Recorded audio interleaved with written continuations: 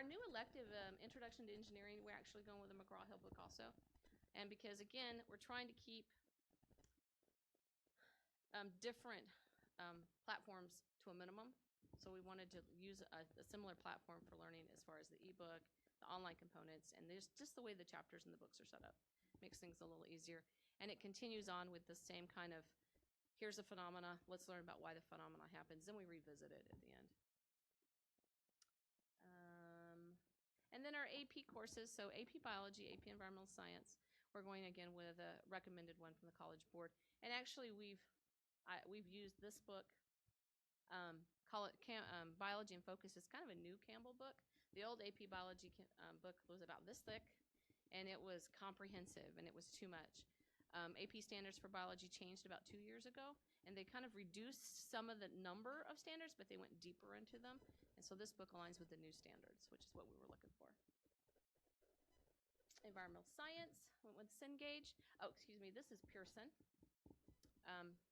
for the AP Biology book. Environmental Science, we're using a newer edition of what we currently are using for Environmental Science.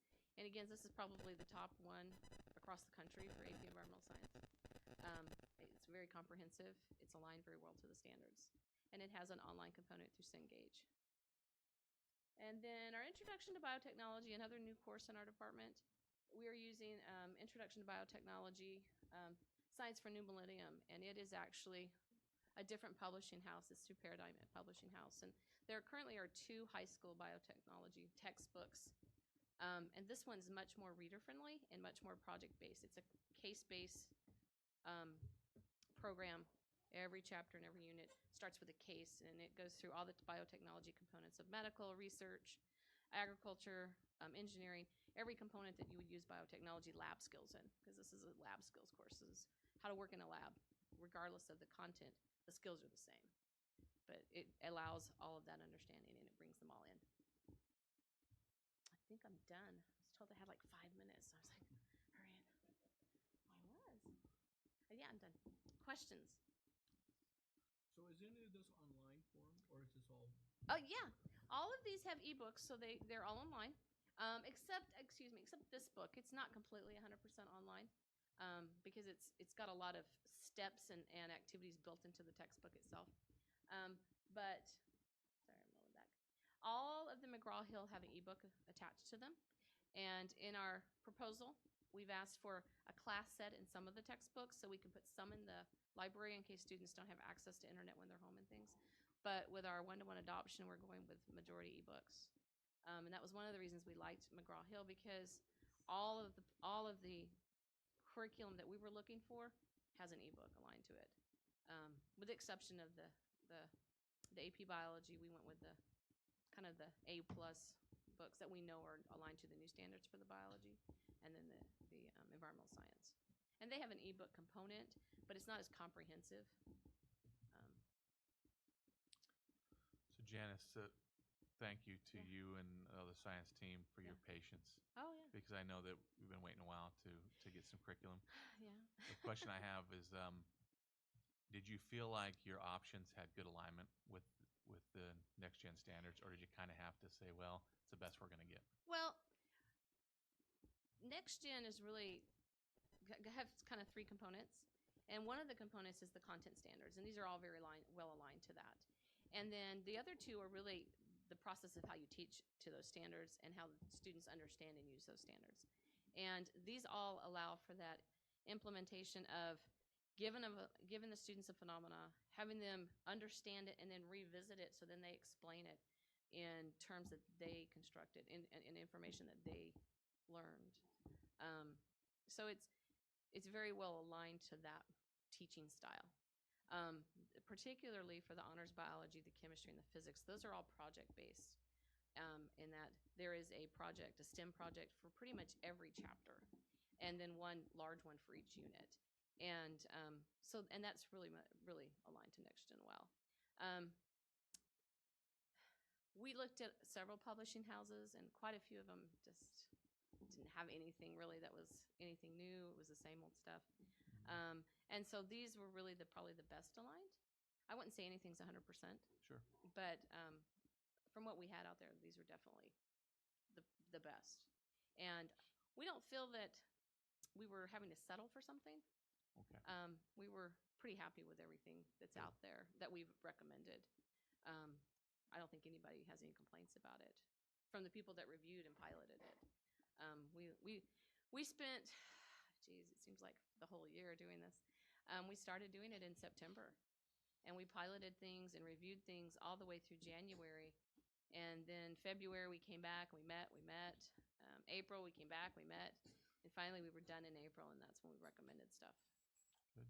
Yeah.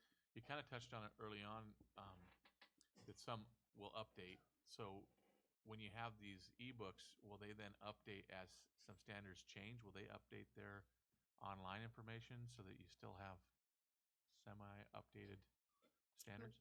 McGraw-Hill has, if I can go, McGraw-Hill has, Discovery Ed will update really regularly, and it has actually since we started piloting in September. Things have changed as far as delivery of certain topics in there, which was kind of, it was a little, where's the stuff we looked at? It was right here, and it was in a different place. But McGraw-Hill, their teacher support is all online, and they have a YouTube channel, I guess is what it is, where they have professional development videos and ways to teach from science and engineering practices. They have those constantly being added to it. NextGen's pretty new. Not a lot of publishing houses are really addressing a lot of things about NextGen. And I think that's because not a huge number of states have adopted them yet.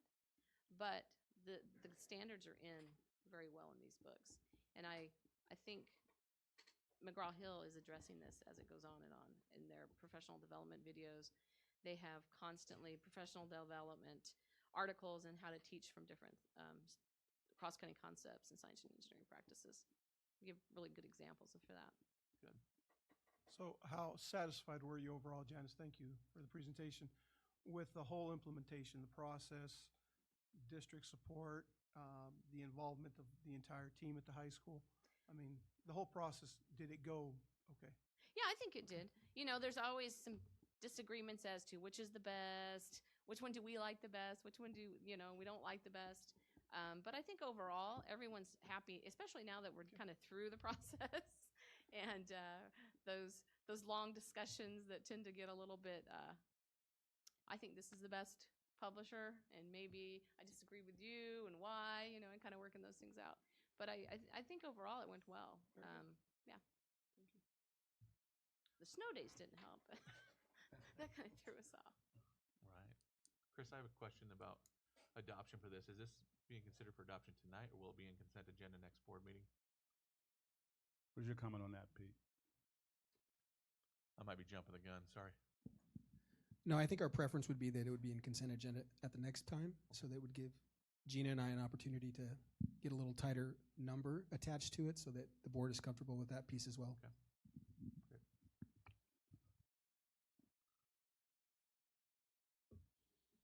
Thanks, Janice. Okay, thank you.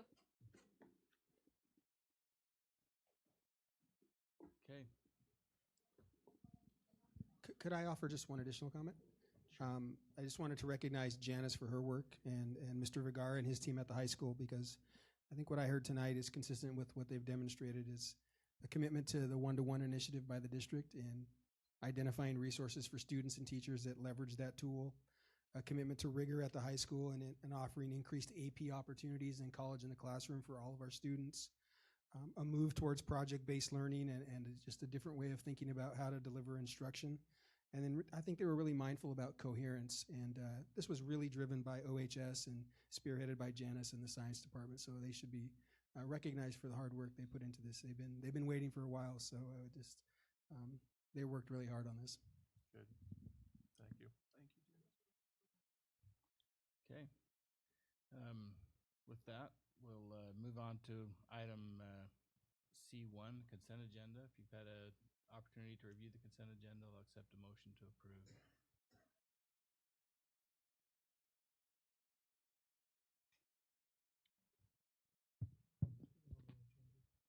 I motion to approve tonight's consent agenda. Okay, I have a motion from Director Garza to approve tonight's consent agenda. I'll second that. Second from Director Simmons. Any comments? I think it's worth a comment to point out that this is a pretty significant summarization and rewrite of our ANS 1 through 3 policies, and so this is a big deal to the board and the whole district as far as kind of the blueprint for our ANS going forward. And that was some good work that was done, and a lot of work put in by Dr. Hurst's staff to come up with an understanding of this when they brought us the document at our board retreat. So hopefully we'll have this posted right away, I know, but hopefully people start to become more and more familiar with it. It is easier to read, more summarized and succinct. So my only comment. Any other comments? Do we need to pull? If you refresh it. Reload? Okay, I will refresh. The only comment I have, similar comment that I seem to make every year on the paid lunch equity annual calculation. It'd be nice to see a net cost calculation between how many staff people we have currently employed to count those that are to make sure those that are supposed to pay for lunch are, how many employees that cost the district and what that total cost is versus what it would cost to just pay for lunch for everyone. I know that the gross cost, I know what it is, Gina's told it to me before, but I'm wondering what a net cost would be if the board decided to approve at some point just having backfilling the cost of those that have to pay for lunch through the district resources like other districts have. Does that make sense, Gina? Free lunch for all. Yeah, free lunch for all. All students. I'm saying there's a cost. We're employing people now currently to keep track of who's paying, who's not paying, how much they owe, if they've paid for lunch, all those kind of things. So to me, there's a cost. There's a gross number of what we collect in gross revenues, but there should be a net number. I'd be interested in what the net number is, depending on what the rest of the board thinks. We can do that, probably not by the next board meeting, but we can do that. One thing to keep in mind is that, and in the past when we've considered going to the 100% free and reduced, that has an impact on district's ability to qualify for E-rate. So there's a big wraparound. I mean, it's still to provide the information you requested, but it does have an impact on. Aren't the forms still completed? Why would there be a discount? It does have an impact because we've researched that. So I hear the request for the additional data, but I know districts that have gone to the 100% free and reduced rate, and it has impacted their eligibility for E-rate. So there's some components there. I want more information on exactly what you mean by that, and how that means, how it's impacted. And I know our neighboring district's been doing it for a lot of years now. I've never heard that from anybody over there. So I'm just curious to find out exactly more details of what you're saying as far as how it impacts it. Just to educate me. Yeah, I'd be interested to know that too. Any other discussion? Seeing none, all in favor? Aye. Aye. Any opposed? I lost the button somewhere in here. Mine too. Yep. I think we might have timed out.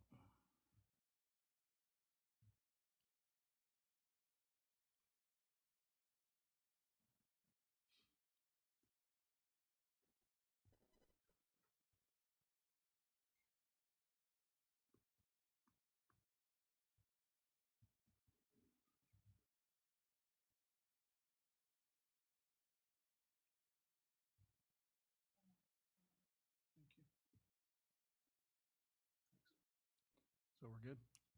All right. Okay, item C2, Superintendent's Report, Dr. Hurst. Yes, for our superintendent report, we have two items. Tennis court project specifications. We're going to have Gina lead on details. So I'll turn it over to Gina.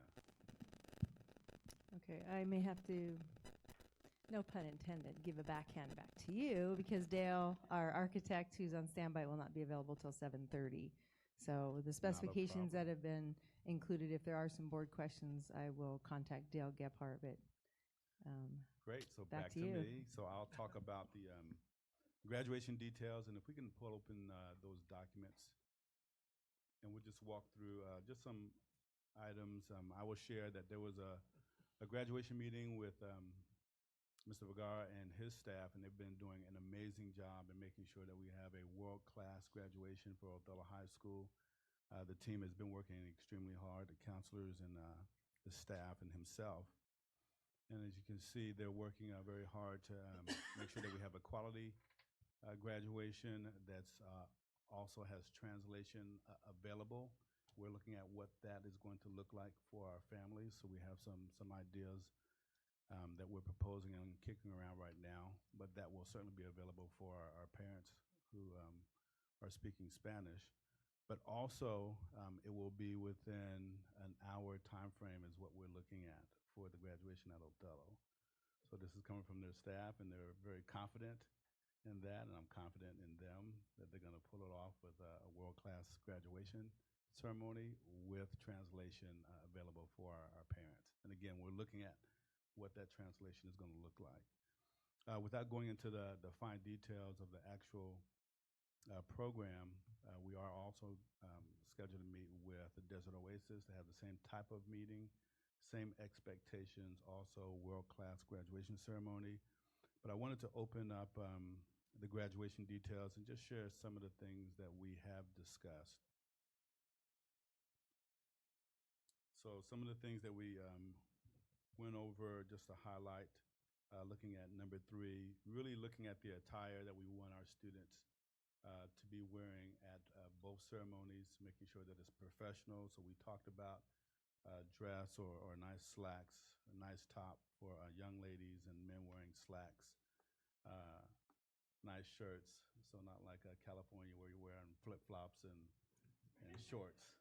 So we're looking at nice attire.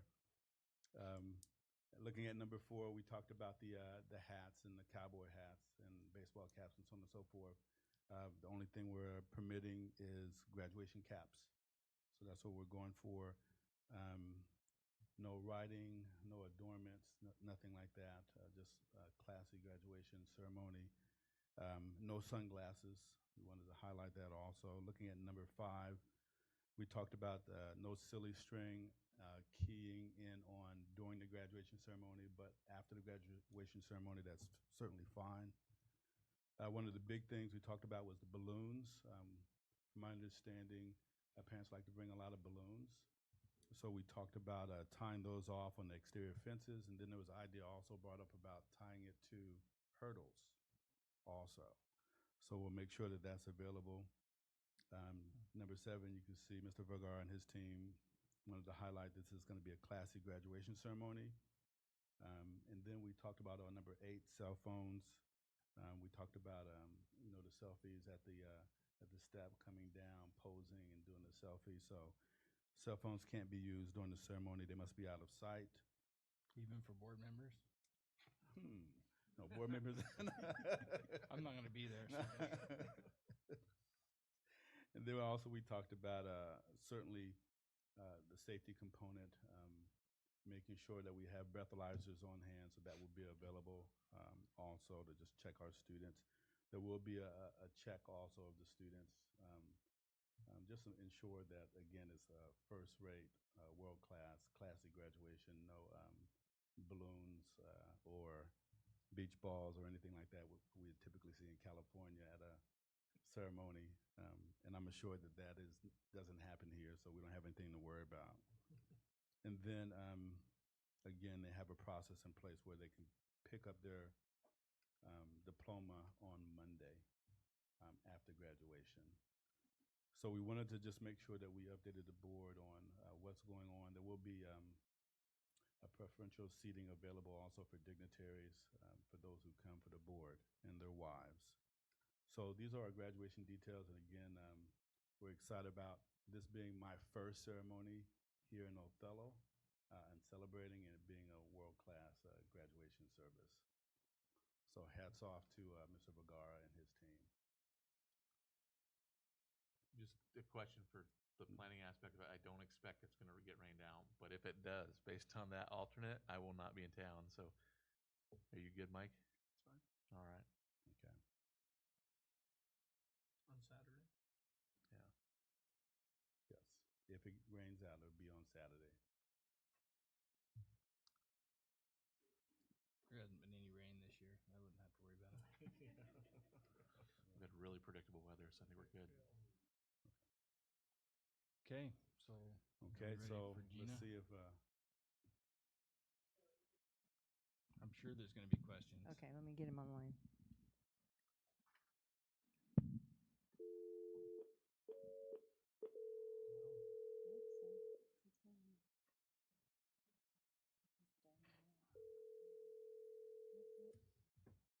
Shouldn't be done.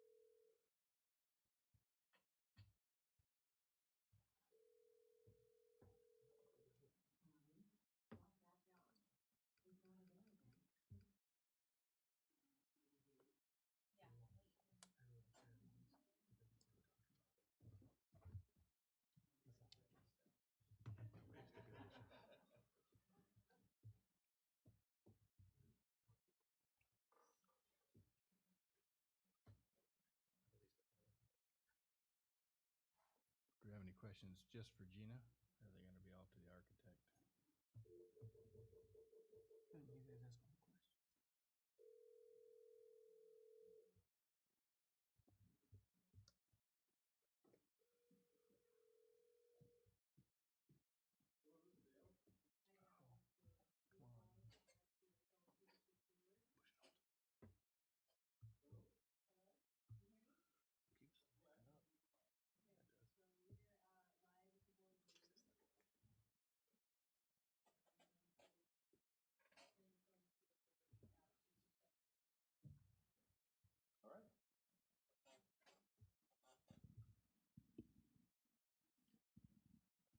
Dale, can you hear me? Yeah, if you could speak up a little bit, that'd be great. Okay, I'll try to yell. Okay. First question is the orientation of the courts. We have them, and I know that the sun is an issue. Can you hear me okay, Dale? Yeah, yeah. Okay. Okay. Did you look at all, pointing them east and west instead of north and south?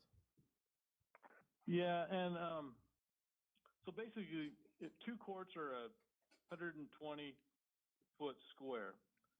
And in tennis, the orientation is very, very important, especially if you're going to have evening events too, as you know, you start an afternoon and go into the evening.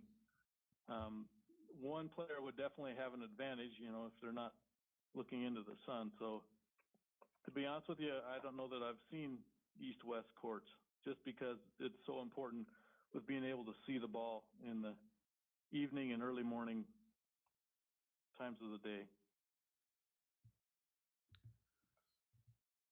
Dale, this is Rob Simmons. I think we had a discussion as a board about even if we kept the orientation north-south, that totally makes sense to me, by the way. We'd look at stacking the courts so that they all are situated on the west side of the property. Right. For efficiency, but the plans still show them on the north side. The 4 courts on the north, and then there's 2 to the south of that. Right. I know we looked at that concept, and there were some things that would be an issue. One is if you had all 6 courts on the west side, you'd lose some parking there to the south. And we can't really push them any more to the west because of the slope that's there. That would require more grading and possibly even retaining walls. So anyway, we'd probably lose 16 to 20 parking stalls on the south side. Then as a matter of coaching, it would be very difficult for a coach to coach with them linear like that. I'm not sure how many tennis coaches you have, but I could see that being an issue. So those were the major ordeals. Plus, you'd probably need 120 feet more of fence. So cost-wise, it's not going to be as efficient either. Well, what about doing the courts as the base bid on the 4 on the west side, and then doing the 2 on the north and east side as the option? Yeah, we could definitely change that.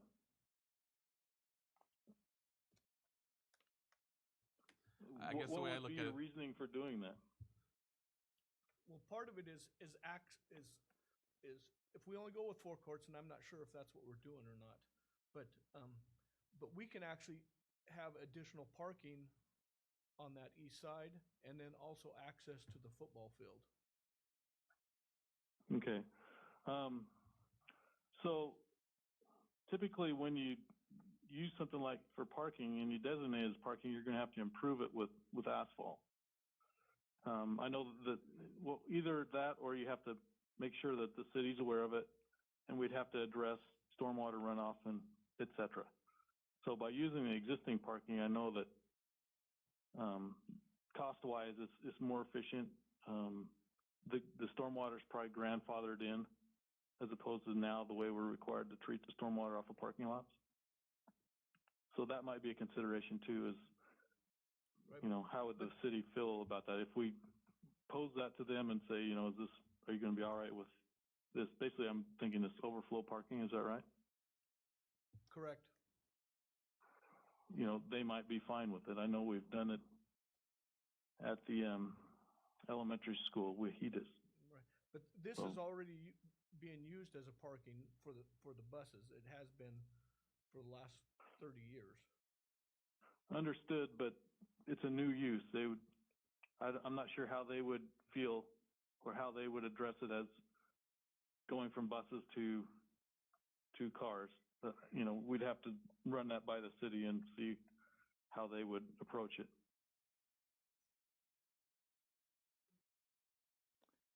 But that would just be in a factor if we did the 4 courts with the 2 alternates the way Stuart's suggesting. We wouldn't even have a discussion with the city unless we went for 4 courts, right? It just gives us more options down the road. Yeah, I guess we could do that. If we don't designate it parking and, you know, you use it as it is, I mean, that's fine. I would think that you'd want the city aware of your intentions, though. No, I'm not saying that. I'm saying that if the board approves 6 courts instead of 4, then there's no room for that parking anyway. So I was just saying if we do the 4 courts to the west and the 2 courts as the alternate, and then if we decide to go to 4 courts instead of 6, then we can go talk to the city then. Okay, I caught most of that, but I see what you're saying. Yeah, it gives you more options for the future as far as parking. Is that what you're saying? Correct. Okay.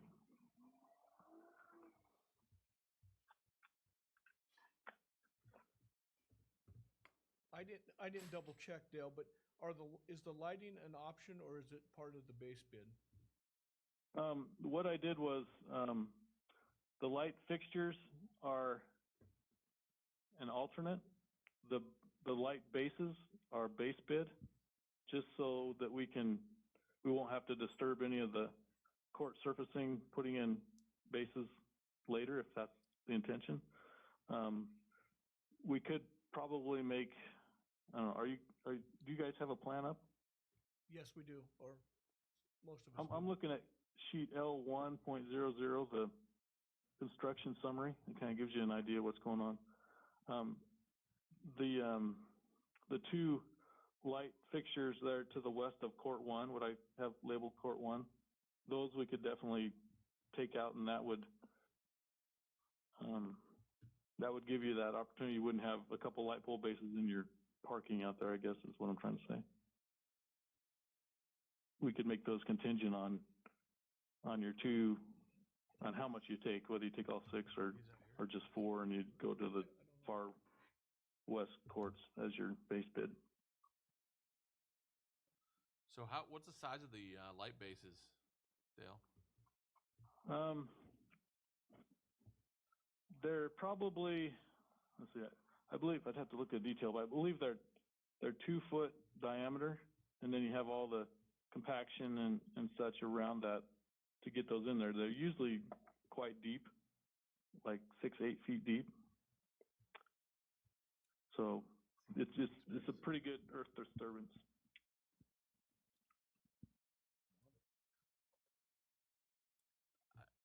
I understand the reasoning that. It's very critical that we get good compaction around those. I have seen where that they weren't compacted properly, and you get settling and asphalt caving in, and it's not a pretty sight. So you definitely don't want anything like that to happen around your tennis court. It's really important you get great compaction around those light pole bases, so that you don't have any caving in from lack of compaction. The light pole standards must be part of your standard plan or something, because they're not in the, I don't see them in the drawings. You don't see them where? In the drawings. So are they a standard? Electrical plan, I do see them on, well, they are on all the sheets. But the details. 1.00, they're labeled like light poles 1 through, what we got, 8. I don't have that sheet. I can't find it.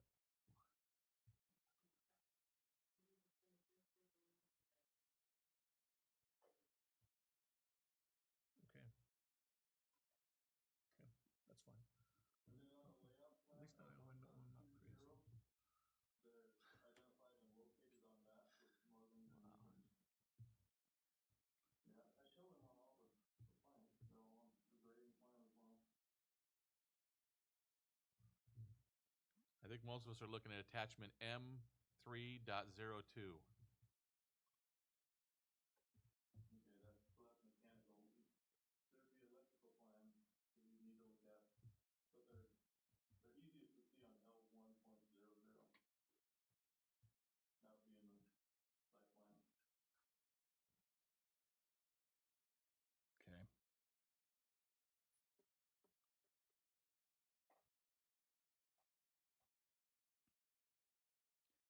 Does anyone know where that is? Or we haven't It's in the look at April that? Gino's 24th saying it's board in the meeting. other board meeting, Don.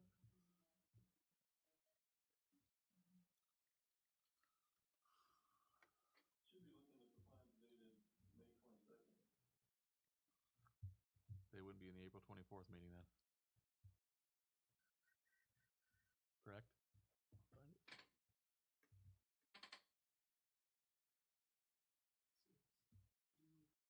Okay, we need to find L.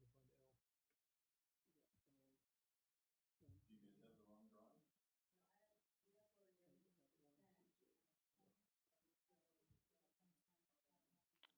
Yeah, but he was saying that there's drawings after April 24th, right? These are dated 5/22, he said. So each one of the ones that were sent have a heading. Gina, did you change those headings, or is that the headings as Dale sent them? Yeah, it's done, and they have today's date on it. Not necessary, but possible.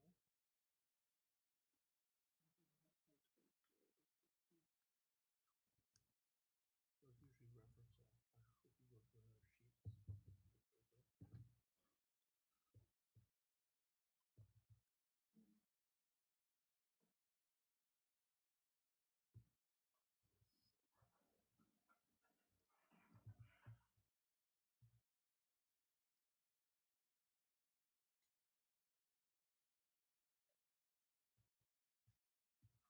So without seeing, just a general statement I would make, my preference would be to not have that included in the base bid, but to have it in the option. The whole thing. Those bases, yeah, I get the wiring to it, but So I guess I just Or want to make sure I conduit. understand. If you just wire to it, how much impact is there when you put the bases in later? I thought that's what he was saying, is that you have impact again putting the bases in, or maybe I misheard him. Dale, how difficult would it be to add the bases at a later date rather than in the base bid? I'm just afraid of them impacting the asphalt of the court. I could talk to the electrical engineer and see if we could put them further back away from the court. Maybe like 5 feet or something like that instead of, I think I've got them like 3 or 4. How much of a cost factor do you expect those to be? Do you have any idea? I'd have to get back to you on that. That's the electrical engineers. You just separate out the alternate bid to the bases. They're going to be pretty expensive though. I mean, probably.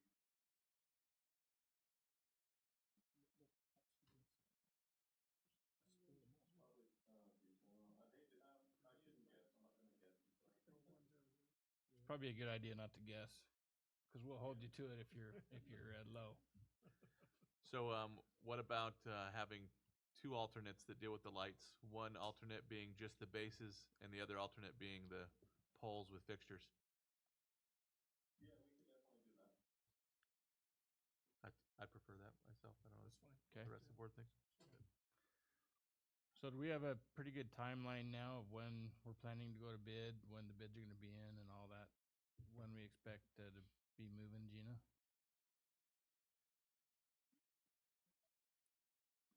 What, do we have a timeline now of when this is planned to go to bid, when we're going to get the bids back, when we're going to award it? Yeah,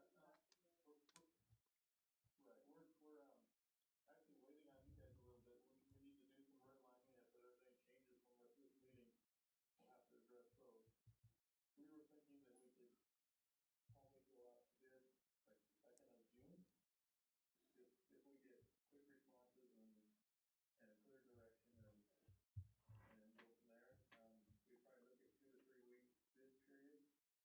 And then if we could, once you get the contract signed and all that, then we could get rolling.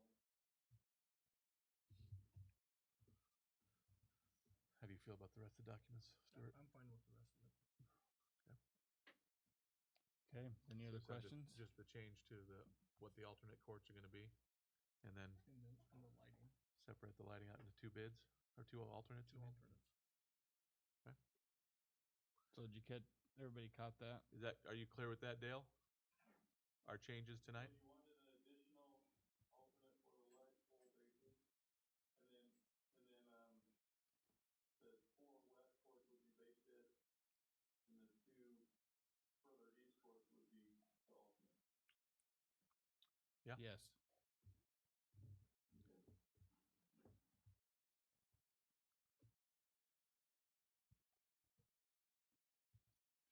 So if we do that, then the access from the east parking, I would assume we'd want to keep that access. That's basically it's an asphalt path. Does that sound correct? So what I've done What there part? is I've moved The existing one? handicap parking over there to the east side. And the reason why is there's an existing light that I saved, so we wouldn't have to buy another light and put it by the ADA parking if it was down in Talking about this the entrance? southern part of the parking lot. Yeah, I don't know why it changes that. So, because if we didn't have the ADA parking for night events, we'd have to light that path because that court area there. So that's why I saved that one light there on that If we ever add 2 more courts in the key parking. why not It's put just right this by the path over that here? goes into the tennis building.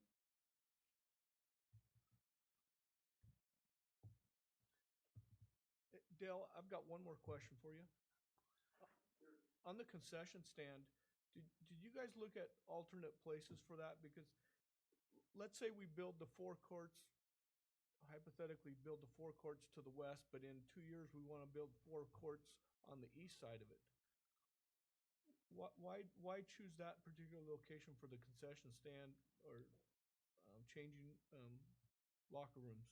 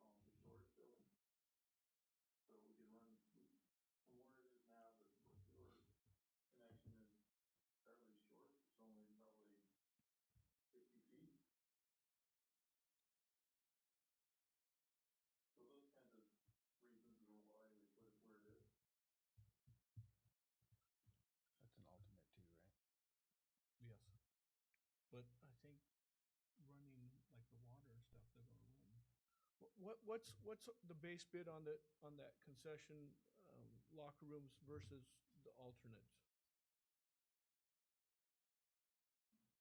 Is there anything?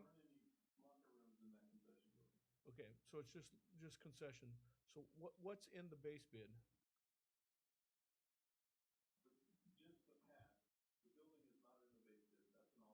Okay, so the water and sewer and everything will be brought over to the pad as part of the base bid?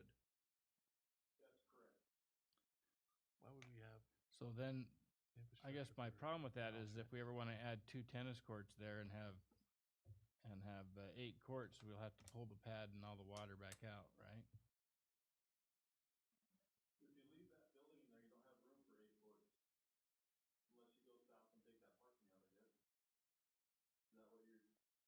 Well, I'm thinking moving it to the east.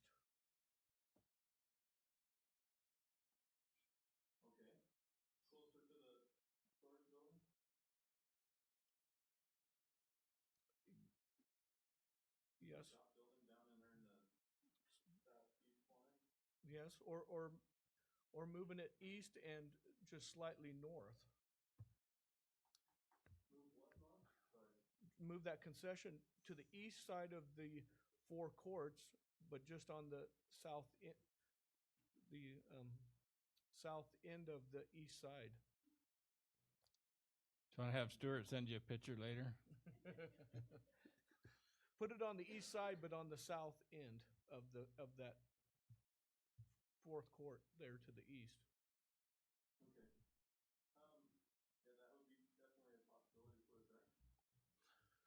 So just so I'm clear, Stuart, you might be able to help me with this.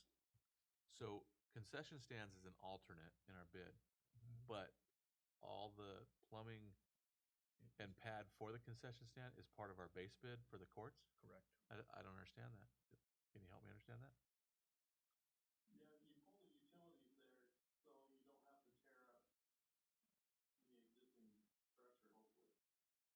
Well, I guess it's gonna be gravel though, that's there if we don't build courts on it, right? We're not gonna asphalt it. Yep. Well, to me, it just kind of puts us in a position where We basically have to put you have to, something there and then. you're gonna have to, yeah, because you got a pad, you got plumbing to it. Right. Didn't understand that would have been, I thought when we got an alternate, every aspect of that alternate was included in the alternate bid. Right? It's gonna increase the amount of our base bid. It's also gonna make the alternate look cheaper so that we'd go, well, why not do it? But if we leave it there, then we can't add 2 more courts in the future. Yeah, I agree with what you're saying I get there that. too.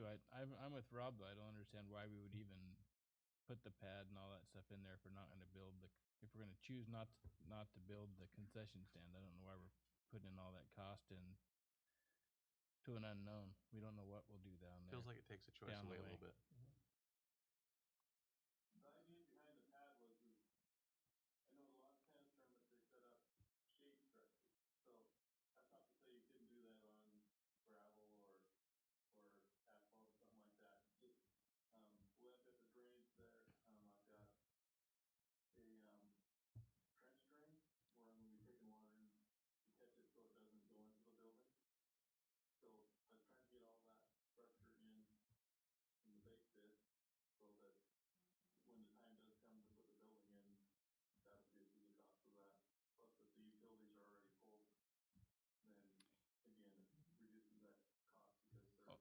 But it only reduces the cost if we end up agreeing to put that structure right in that spot. If we end up something else changes, we need to put it somewhere else in that, then it doesn't reduce anything, right? We'll have to pull everything to a different location anyway.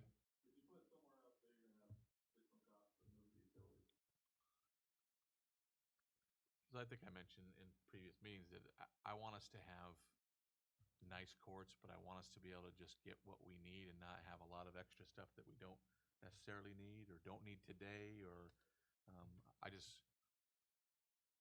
that's my personal opinion on it, so I prefer not to have that as part of the base bid. I couldn't see, yeah, I can't read these documents.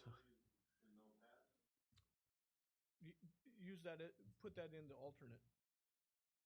Because unless you can tell us that there's because the sewers to the south the water line comes from, I'm not sure, to the east? So we could always tie into that.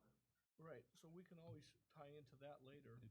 I don't know why we don't put the whole concession stand package as an alternate, plumbing and everything. And that's we're misunderstanding, and it's gonna affect the courts when you put it in later, but I Yeah, don't see and how like it's I going said, to. Unless you can tell us that later on, we're gonna end up digging up some court to tie something in, but everything that I can read says that it's pretty much a standalone item.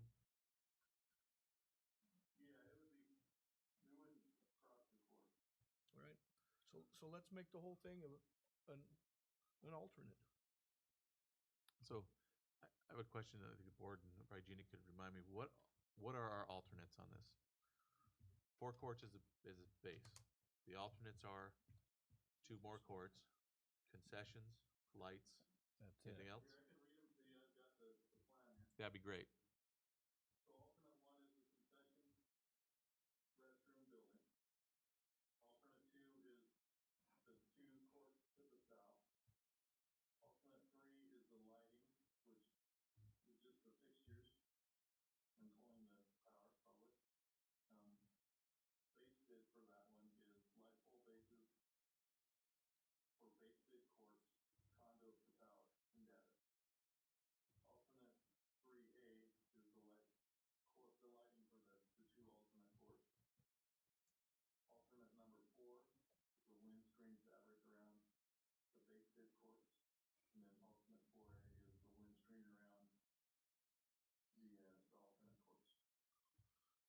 Okay, so there's no other infrastructure kind of thing that are in the base bid that would support the alternate bids, right? Based on what I'm hearing, does it sound like it?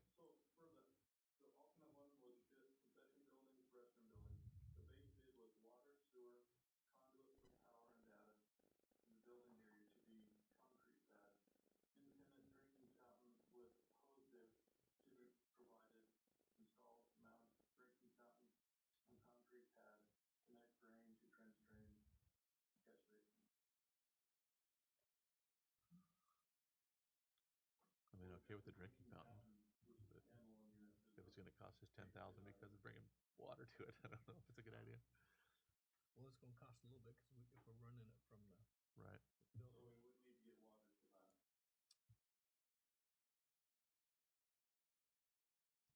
building. I think we leave the drinking fountain in and run the water over to it. Yeah, I'm But fine with that. I think we Okay. make the concession stand an alternate, the whole package. I agree. I'm with you.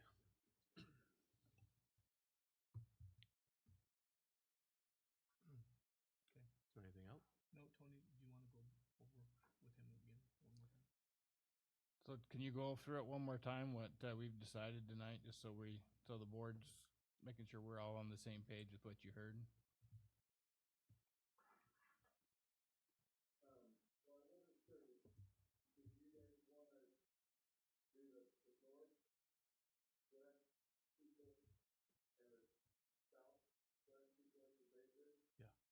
Yeah. Yes.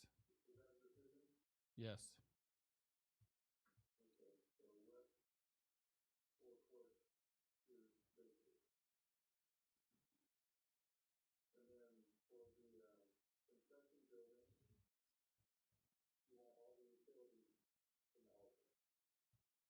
Correct. And the pad. And the pad.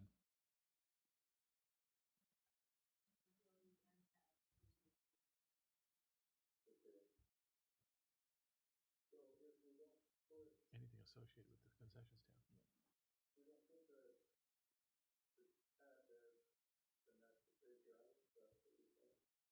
Sure.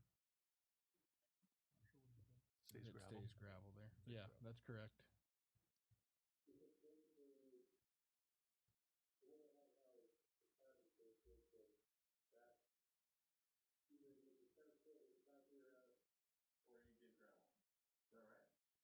Yes. There would probably have to be a small pad for the drinking fountain, I'm guessing, right? Or maybe? No? The level one. 4x4. You can pour that. Okay.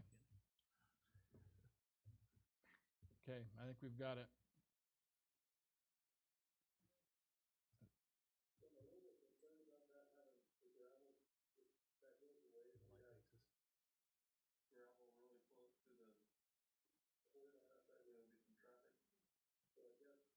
Around the whole court.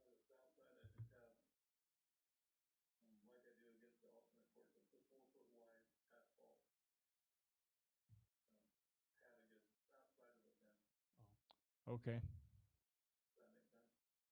Yep. That's just to prevent gravel from coming onto the courts. That's just to prevent the gravel from coming onto the courts, just a little apron around it.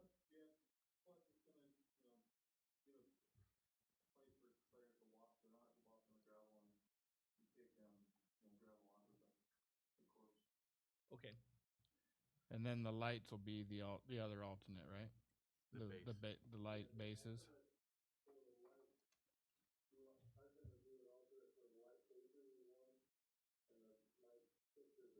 keep them separate's fine. Just separate, like you're saying. And then, so the base would, as far as the lights, the base would only include the conduit, right? no, I don't know if he's including me.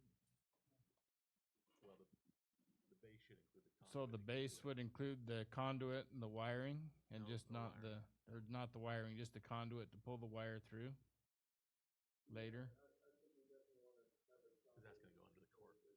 Right, because that, we'd have problems later if we tried to pull it right without the conduit.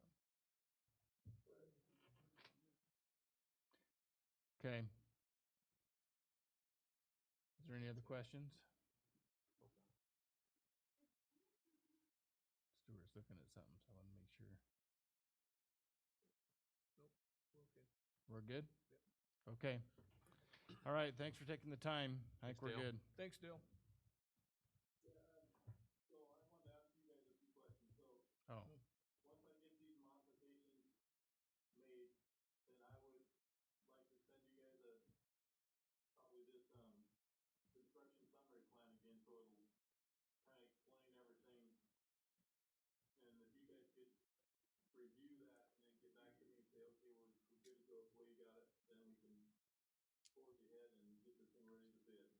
okay. Yeah, if you, yep, just get that to Gina and she'll make sure we get it.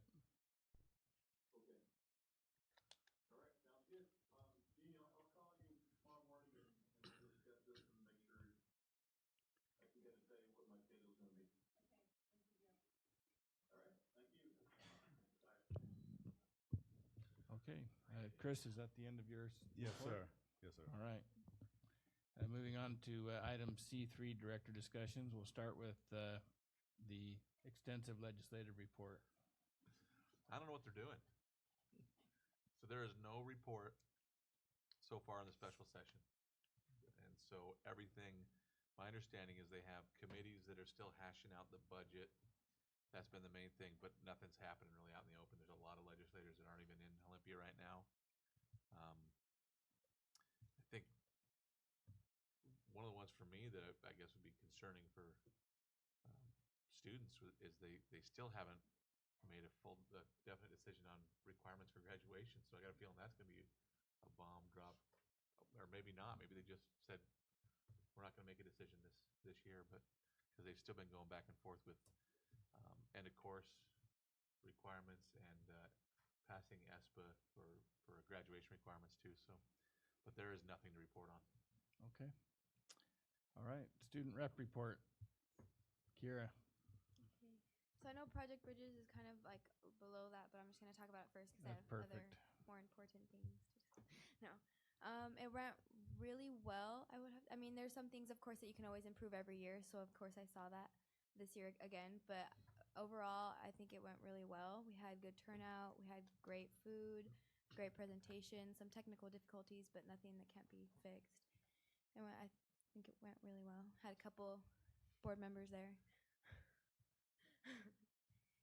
Okay. Got that. So So today the high school just did their grad walk, which I think is really important to keep doing. It was really, I mean, because I didn't experience it last year, but having the experience this year was really fun. And being able to be a role model to like those little kids, and they're kind of like, what? And it's kind of exciting. So I thought that was really awesome. Graduation. So I'm gonna start with speeches, because I know there's the kids that are in my class who are speaking were worried about the 3 minutes, and then it was 4 minutes. But I feel, and personally, I mean, with other students and even some teachers that I've had a discussion with, that there shouldn't. I mean, 5 minutes at the max, but you shouldn't put a time limit, really, because I just don't. I mean, we've been working 4 years for this, and an hour, honestly, kind of just seems ridiculous. Because I know that parents aren't just gonna get up and leave. Oh, it's too late, I have to go. They're not gonna do that. They're gonna stay for their kids. And I mean, we've worked for it. Why not put the time in to be able to have like a kind of like a celebration? Because that's what it is. I mean, I get the clean cut kind of idea. I just don't necessarily agree with the idea. And I know a lot of students kind of feel like, oh, well, kind of just go and go. So I don't know. Felt kind of strongly about that, just because now it's like my turn, and I'm like, other classes have had their chances. So I mean, I get new admin and new staff kind of coming in, but that's just point of view I've had myself, along with other students and staff. And then I just had a quick question about the setup, if you knew like how the chairs were going to be, because last year's setup wasn't a favorite, but yeah. Depends on where you were sitting. I got a lot of positive comments about the setup last year from a parent's point of view, but I don't know about from the students. I didn't hear it from any students personally either way. I had some parents and then some people who were I mean, I was on like the side usually where we're facing the stands. I don't know, usually because we're facing that way, it just makes more sense. But I didn't like, and other people I would have to say that I've discussed it with last year, was the fact that the podium was facing towards I think I talked about it last year, towards the parents and stuff. But I think the point is that our staff member or our student speaker, they're addressing us because it's for us. So I feel like that was kind of like we're sitting behind you, great, kind of, I don't know. That's how it's always been, though, even when it was the other way. No, the other way they were kind of, I mean. The speaker was still pointed towards the main stands, and everybody was behind him in a V. On the side. You make a good point, though. But that is a good point. But that where the speaker stood and looked didn't change. They were always looking the opposite direction of the kids. So my question for you is: has leadership approached the people who make those decisions? Because you know it's not us, right? No, I know. Okay. I was just because I mean I've talked to the people like both of our valedictorians and our special speaker, just because we're in leadership together.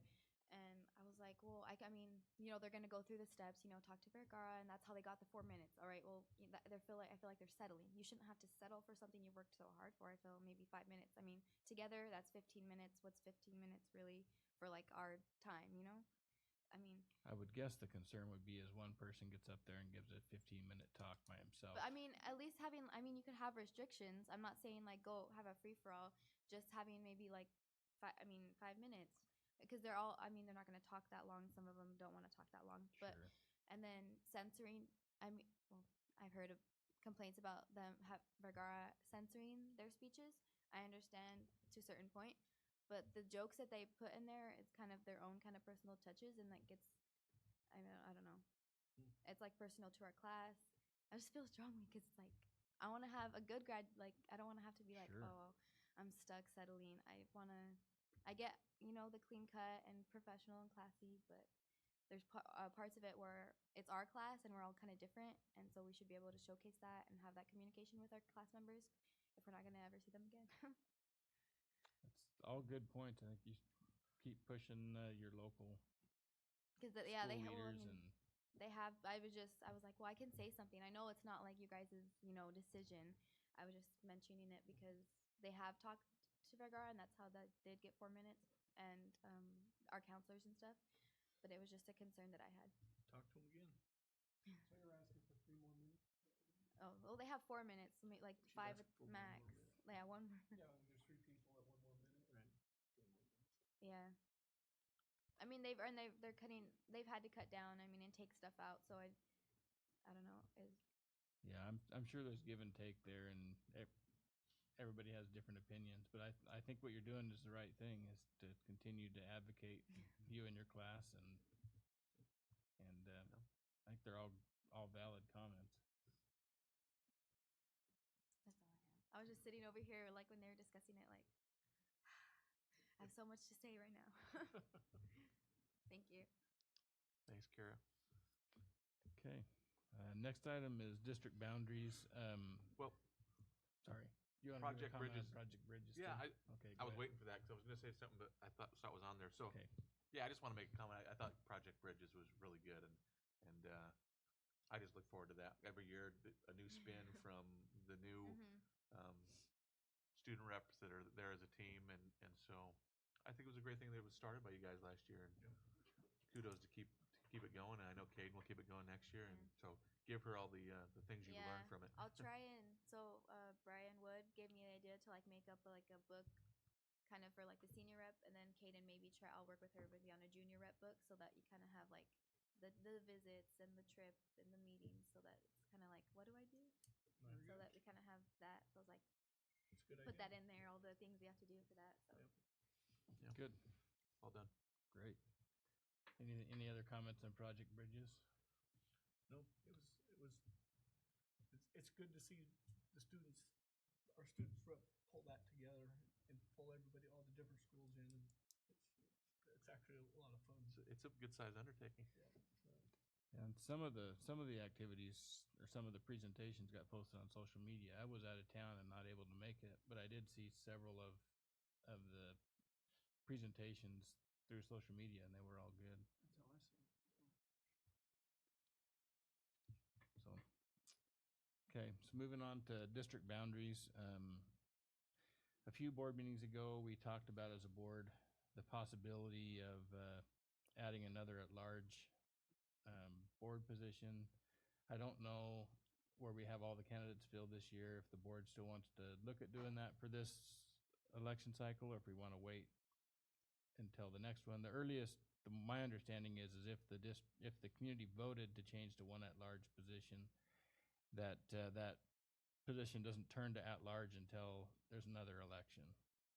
So it's the earliest it could actually a boundary could be at-large is 2 years from now. And so I don't know if there's. Well, I think that we need 2 at-large positions. I think we're still struggling trying to find enough people to. Yeah, I do as well. My only thought is where it's 2 years out now, maybe we better wait till we're closer, as long as somebody on the board remembers that we need to send that to the public at some point before 2 or 4 years. 2 years if we change Rob's position to at-large, 4 if it's one of the other 3 that are going to get elected this time. Right. So my memory of what drove that in the first place is that I don't remember what district. Well, it must have been District 5. At the time, we couldn't get anyone to even put in to be a candidate, and that happened 2 election cycles in a row, right? And so then we decided to make it an at-large position, or maybe it just happened for one, but we decided to make that one an at-large. And we're not in that situation now, and I would suggest we wait on that because we have candidates right now in the. I'm okay with waiting. Positions, From my current perspective, I think it does what you're saying, but it also gives people opportunity that maybe they're in a district where they like their representative in that district, and so they just won't run. And maybe there could still be good quality candidates, but they won't run because they won't run against the person that's already there because they feel like they're doing a good job.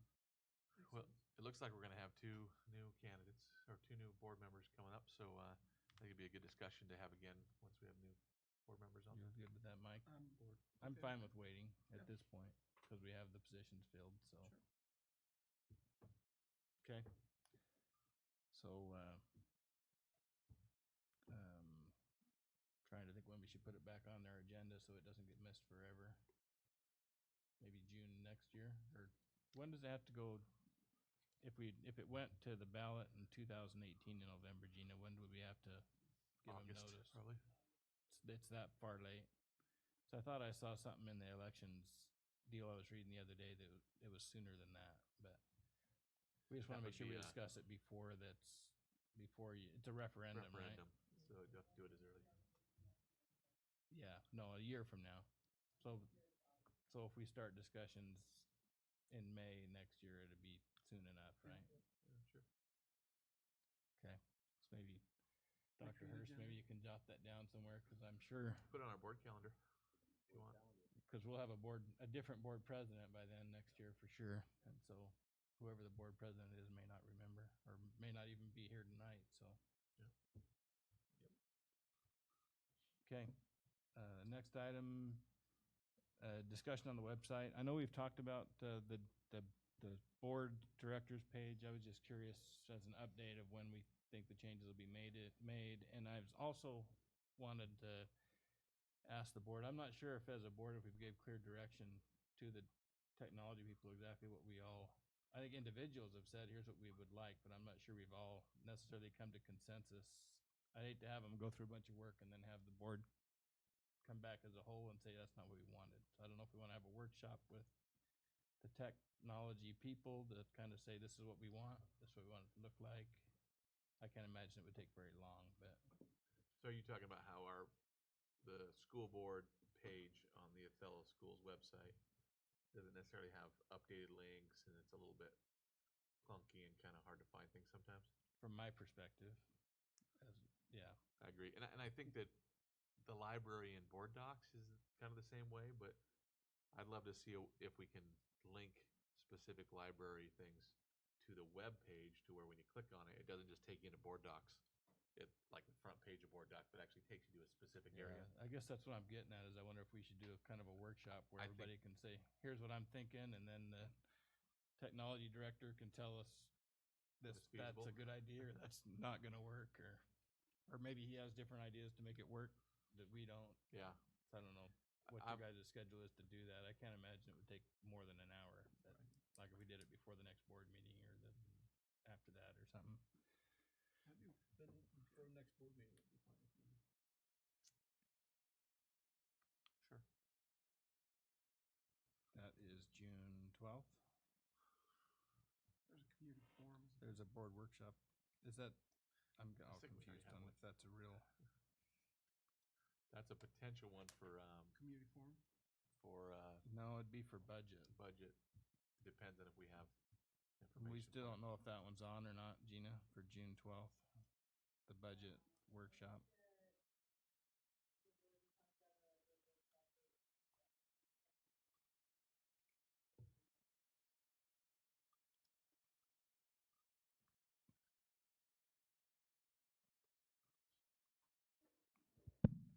The June 12th workshop was pending whether the legislative session finished. So And I we don't know anything anticipate now, that's so- going to happen. I think the end of the first 30-day special session ends this Wednesday, which will, So is your gut feel that we're not gonna have that workshop? yes, that would be correct. Okay. We'll just leave it as a workshop. It So- just depends on what the, And then make sure Dante can be there. He's already on it. Okay. so if it ends up being the budget workshop, we can just, in that board meeting, set up the workshop that we're talking about right now.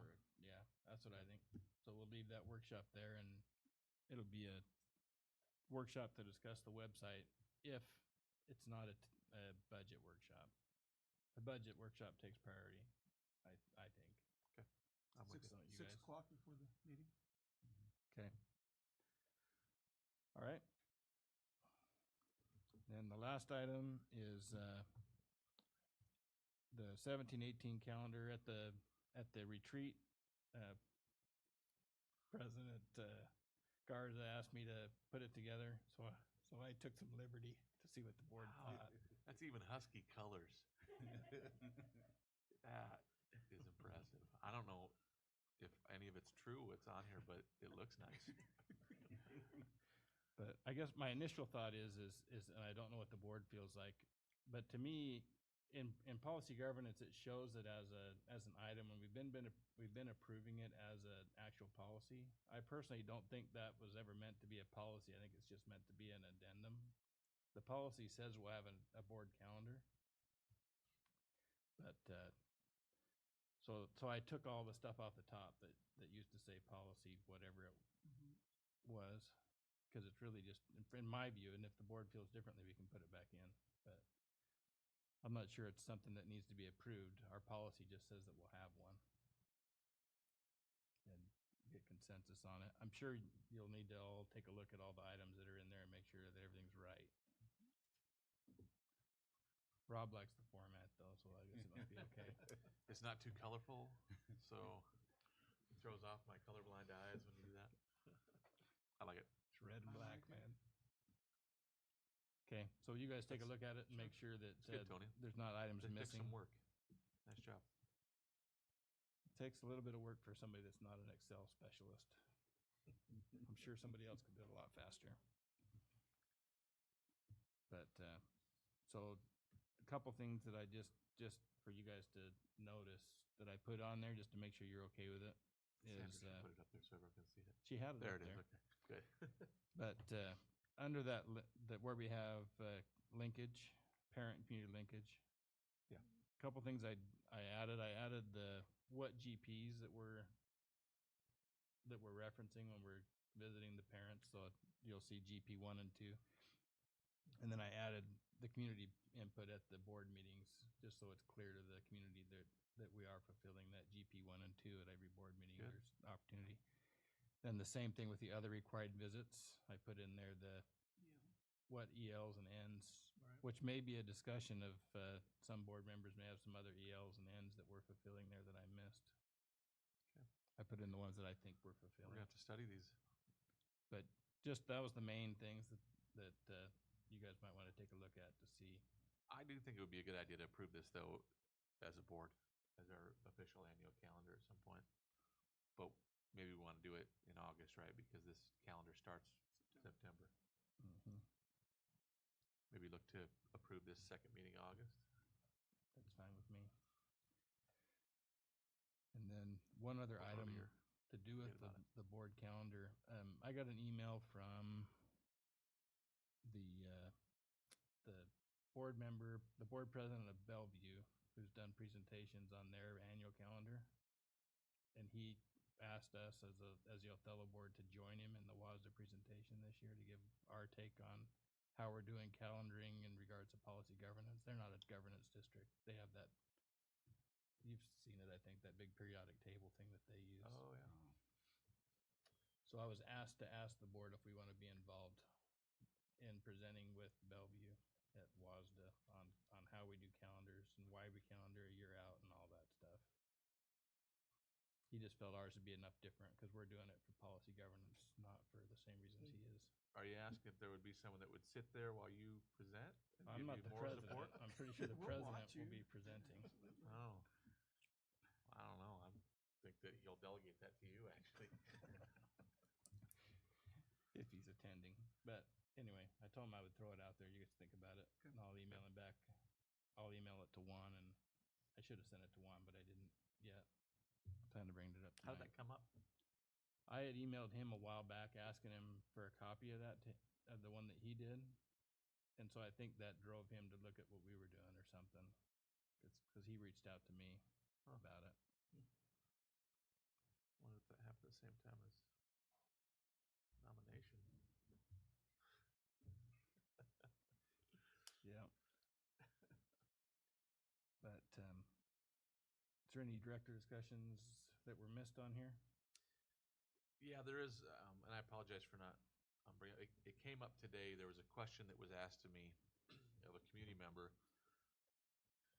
And I realized it was the second question I had gotten. The first one I hadn't wrapped my mind around what they were asking, but the second person, it kind of made it more clear to me. They were asking about, they had heard that we were looking at potentially having a setup at the middle school where sixth graders were potentially going to be in the same general vicinity as eighth graders. And I asked them to elaborate, and they started talking about some details of it. And I realized, because we had just gotten information from Dr. Hurst on this idea of a school within a school, I realized that's what she was talking about. And so my first exposure to it was in the information that you had sent Dr. Hurst. And so I think it's important that hopefully we have some people that are listening on Facebook Live to kind of clarify why those discussions have happened, because I actually don't know the answer to it either. I started to read that this weekend, and I look forward to continuing to read that and learn more about that concept. But obviously, there are discussions going on in the district, and I think there's some people that are concerned that starting next year, we're going to have this school within a school concept. So maybe you can clarify what's going on. Absolutely. So the school within the schools concept actually comes from a bigger concept called small learning communities. So creating a smaller learning environment for our students. There's a lot of research around that, and I sent this to the board also, but wanted to just explain to the public that's here and that's listening that small learning communities and the research behind it, it really talks about large settings versus small settings, and what the research says that smaller schools tend to have better attendance rates, stronger academic achievement, lower dropout rates, higher grades, fewer failed courses, greater participation in activities, so, and less vandalism, less violence, less discipline rates also. So when you think about any large school, like a middle school like McFarland, or even a high school, that's precisely why you will want to have those conversations, because of what the research says that a smaller environment will do for a student. Specifically, the research that I shared with my team and also with you is research out of Stanford and from Linda Darling Hammond, which really talks about, well, what are the features of effective small schools? And she has this piece of literature that talks about there's 10 really good features of effective small schools. And one of them I will talk about is personalization. So really the quality of relationships that the adults have with the students. And because of that personalization, then, and because that adult cares about the students, then that student is less likely to be involved in those activities that I just shared with you. So when you look at McFarland, or even when you look at Othello High School, the conversation can be had just specifically because of the number of incidences that have occurred throughout the year or in the past. So when you look at schools within the schools, or a smaller learning environment, or smaller learning community, there is a lot of research. They have been successful if they're doing it to fidelity. But as I've shared with Brooke and her team, it is an exciting concept that both Pete and I support. But there's a lot of parent engagement that needs to happen. There's a lot of community engagement, student engagement, staff and teacher engagement. And they're very clear also in our conversation that this is not something that can just transpire overnight. I think they're at the beginning stages of conversation with their teachers, just kind of filling the teachers out. But it's very clear, and they know also, Chad and I and Pete were in the conversation that, yeah, we're going to start here, but we have to have conversations with our students also. We have to engage in the community, and it is a process. And you're absolutely right. As we shared with them, Pete and I, it's not something that could be done overnight. And we talked about how other entities are doing this work, and it takes a couple of years really to effectively engage in the community. But when you talk about the idea of students mixing, we're not necessarily talking about 6th, 7th, and 8th graders being in the same classroom, but maybe in a wing. So when you talk about a smaller learning community, you're looking at the configuration of McFarland. It could be where you have a smaller learning community in a wing. So they're not necessarily in the same class. But again, those are very detailed conversations and a lot of parent engagement that has to happen, student and staff and teacher engagement. And they're in it. I think they're at the very beginning, but they understand the process and how long it's going to take. So absolutely not. It's not going to be done overnight. No entity can just jump into something like that overnight. But they're aware of the process. So if it moved towards that, you're envisioning more of a 18, 19 rollout at the earliest? Yeah, so you're not envisioning any way we can get all that done by August. So I don't foresee it being done by August. With the amount of parent engagement and student engagement, as I said, that needs to transpire. And again, these are conversations that Pete and I have to continue to have with Brooke and her team, just about the process. So they have an idea. They're really excited about it because they want to do something at McFarland, but also we have to just continue the conversation about the process and engaging them and how detailed they need to be. But we don't foresee it taking place within the next school year, like August or September.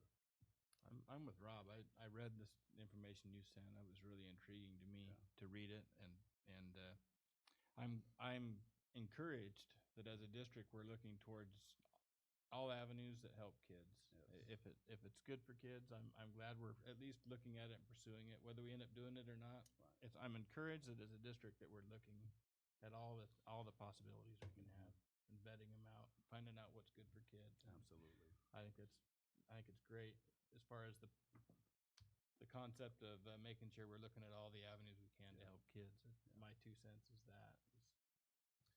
Well, I mean, one of the things that was important to us as a board when we were looking for our superintendent was innovation, right? And so if we were to then say, what are all these crazy ideas, we're kind of stomping on the face of innovation, I think. But yeah, I feel the same way. And so it sounds like it was something that's some conversations that are starting within McFarland Absolutely.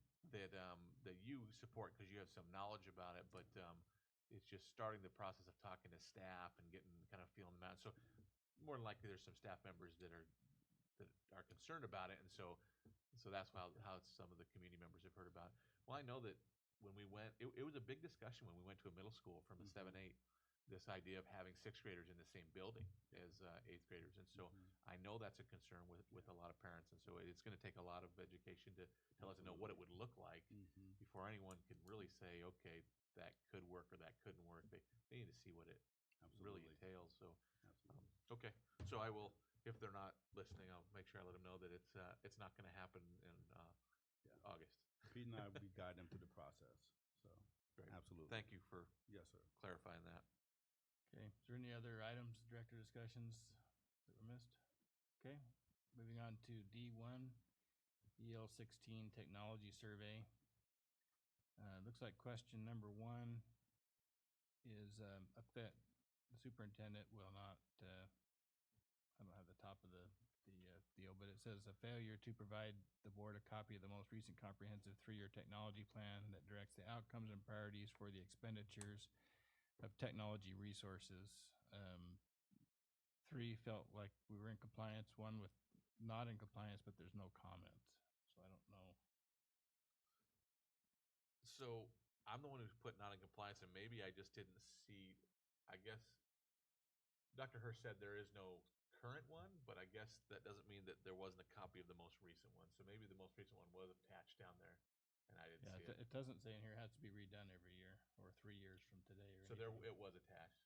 I think I was saying that mostly based on his comment that it wasn't updated. So essentially it was expired. So, but it is the most recent. So Right. I guess it's in compliance. Okay. Question 2, a failure to establish expectations for use of technology by staff and students. 3 felt like we were in compliance, 1 in compliance with an exception. With the comment, while the report addressed accessible use, my understanding of the policy is that it also encompasses an expectation of minimal use by teachers and students as well. I did not see that aspect in the report. All right, so that was me, and that goes back to when we first looked at this policy and we're monitoring it. And from my point of view, and this was just my interpretation of the policy, that expectations for use doesn't necessarily just mean that, okay, you're not going to do this, this, and this, but also I knew there were situations where teachers were not as comfortable with technology in their classroom as others, and so students maybe who got that teacher did not get exposed to technology like a student who had another teacher. And so that's why I felt like at the time when we had talked about it, that it also encompassed minimal use, essentially, and kind of an expectation that, teachers and students, we're going to be using technology. We're not going to a one-to-one initiative so they can sit next to someone on a desk while they read a textbook. So that was why I brought that up. And Chris, I think, did a good job with the acceptable use thing, but this is your first time evaluating that. That's my interpretation. I don't know if the rest of the board agrees with that or not. I remember discussing it at the time, but it's not written that way in the policy. So I think we should probably look when we get the policy review to make that more clear. just because I don't know if there's any way Chris would have known that because he wasn't here when we talked about it. Well, and we talked about changing it before, and I was okay with leaving it alone as long as our superintendent knew what our expectations were as a board. And I feel comfortable if Chris now knows, okay, there's a minimal use expectation, that next time there will be some verbiage about that. Okay. So does the board want to leave that comment in there, or knowing that we accept the superintendent's interpretation as he understood it at the time? I'm concerned about putting that in there because I don't know that we were clear with Chris at the time. I am saying and it's he in would have put compliance. something It's different. just Yeah, I'm more of an exception. concerned about the comment itself, just because Oh. the comment is basically saying that you should have a different interpretation than you had, and we're supposed to accept his interpretation. I know we're clear with it. He understands. Are you it trying to now. interpret my comment now? I'm interpreting your comment. Yeah. Doesn't matter what I think, though. It matters what the rest of the board thinks. I'm good with it either way.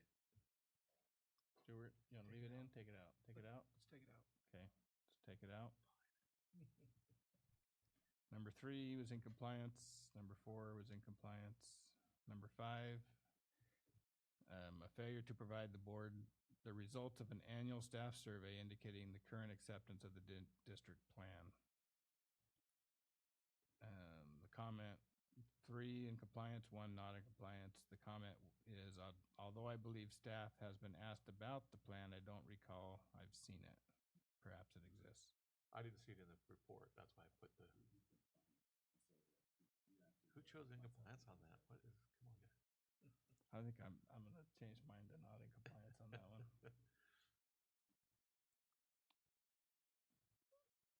Yeah, I don't know if that's ever been done, actually. It's been in our policy, but I thought that. it was I done thought you had maybe that the last first year. year. I think maybe I added it last year, that's why it's never been done. I think that was my suggested revision, you're right. Okay, so if you're saying we haven't done one. Okay. Okay. Okay, so based on that, is the board okay with moving that specific question to not in compliance? With that, just leaving that comment in there. And the next one, question 6, is a failure to assure each student has the opportunity to access the district's online and educational offerings at any time. 3 in compliance, 1 not in compliance. Good to see the future. Comment is good to see the future plans to increase student access. I think that was me again, and I think it was because Dr. Hurst admitted there wasn't any access to everyone with Wi-Fi. I have to add to this though. I mean, his plans for going forward, I'm super excited about, but as of right now, so I'm evaluating that, and that I'm moving forward. So, but as of right now, I don't think it was compliant as far as the report said. Okay. Does the rest of the board agree? Disagree? At any time is the key. What's not in compliance? Yeah. When would be a case like that, when a student doesn't have access? At I home, tried- I at suppose, home. is what you're At home, thinking. is that what you were? Well, that's specifically, I think, what Dr. Hurst mentioned in his report was that this idea of having hotspots, community hotspots. I think he's planning on looking into them, but we don't have anything like that right now in our community, so some When people don't have I it read home. the anytime, I assumed it was anytime during the school day. Well, it depends on your, That's all I. it depends on your interpretation of any time. 'Cause you I could- thought it meant during the school We've day. talked about this. We've talked about it before, but multiple times. the website doesn't turn off at 11 o'clock or something. If you drive by the school and you have access, you can get on it, but if you don't get arrested for sitting in the parking lot at 1 in the morning. We've had the police come up and ask us what we were doing. But I agree. There's more. I feel like there's more work to do. I marked it as compliance because I felt like we've done everything we could with what we had so far. I thought we were moving in the right direction, but I understand what you're saying, that we're not there yet. So Well, the last conversation we had about this, what have we done since then to add more access? outside of the school day? Can you answer that? No. Okay. I think the IT workshop that we'll have, that'd be a good question for Dante. How we Yeah. proceed with that. Yeah. Okay. Yeah, I think you were here when we talked about the California where they make the Wi-Fi buses. And That was right after the NSBA conference, wasn't it? Yeah. Because I think that was another one that you wrote into this policy. I think it was, yeah. It had to do with that, with the Wi-Fi buses. Yeah. Okay. So overall, looks like the policy's in compliance with a couple comments, in compliance with an exception with a couple comments. Is that right? With the two comments we decided to keep. Yep. And then I know there was a question about how we're doing our monitoring reports so that we're more clear with the community. I don't know. I'll talk to Juan to make sure we're filling out the monitoring report so the community can easily tell what section of the policy the comments came from. Otherwise, it's pretty hard to decipher it. I think you have to fill out this one, don't you? I do have to fill out this one. You can set the template. Great. Okay. Do it black and red. Item D2, GP10, board member covenants. I'm pretty sure they were all in compliance. I looked at them earlier. And I don't see any comments. I think it'd be good to read these. You For want the to read record. each one of them? Yeah. Okay. I don't have this. You have the Overarching heading. statement. I can find it pretty quick. GP10, you said, right? Mm-hmm. Stuart's got it. That's what happens when you go. Okay. So the policy itself says, in order to build and maintain productive, effective relationships, board members shall establish a system of communication that builds upon mutual respect and trust. Accordingly, the members will agree children come first, which all of these we marked in the affirmative as a board. Number 2, exercise honesty in all communication. 3, focus on issues, not personalities. 4, maintain focus and shared goals. 5, communicate in a timely manner to avoid surprises. 6, support majority decisions of the board. 7, withhold judgment on issues until fully informed. 8, seek to understand rather than to be understood. 9, criticize privately, praise publicly. 10, maintain confidentiality. 11, openly share concerns, issues, and interests. 12, assume a non-defensive posture, taking the initiative to communicate and ask questions for clarification. 13, share information and knowledge. 14, give direction as a whole, not as individuals. 15, protect the integrity and reputation of the district. And 16, support the superintendent/staff in their roles. Is that Well what you're done, board. wanting? Yes, thank you. And we found ourselves in compliance with that. Back to the. Okay. Item E, there is no policies for review this evening, so we'll move on to item F. We will have an executive session for approximately